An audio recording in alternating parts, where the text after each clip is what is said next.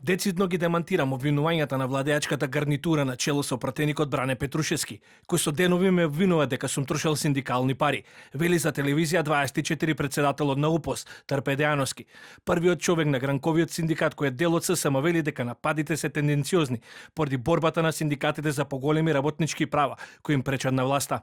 Апсолутно ги демонтирам, исто мене чудно ми е работа 4 дена поред пратеник да излага на телевизија, да дава интервјуа и да измислуваат, мислам дека малце дегутантно и невкусно. Синдикатот се одлучува и одлуки носи председателството на синдикатот.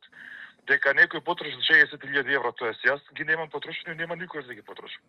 Сите учесници на овие спортски игри кои се 31 поред, значи 31 година се организираат овие игри, се ги плаќаат самите учесници.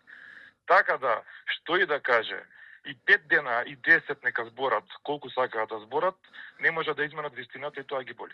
Ние ќе продолжиме да работиме како што сме работеле, ќе се одидеме на нашата патека како што одиме и сега.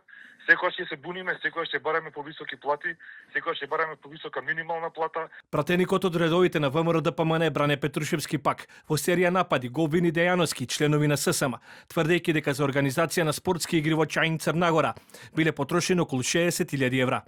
Петрушевски обвини дека раководството на ССМ целосно го има изгубено компасот и наместо да се фокусира на заштита на работничките права, се оддалечува од членството и троши синдикални пари. Трпе Дејановски, председател на УПОС и член на председателството на ССМ, предводено од Слободан Трендафилов, организираше спортски игри кои траеле 4 дена во Чањ, Црна Гора и за кои биле потрошени 60.000 евра. За учество на спортските игри на УПОС мора да бидете дел од синдикатот. Од разочарани членови на синдикатот дознаваме дека предност добивале синдикалци членови на СДС. Инаку обвинувањата помеѓу синдикалната организација и власта не се новина.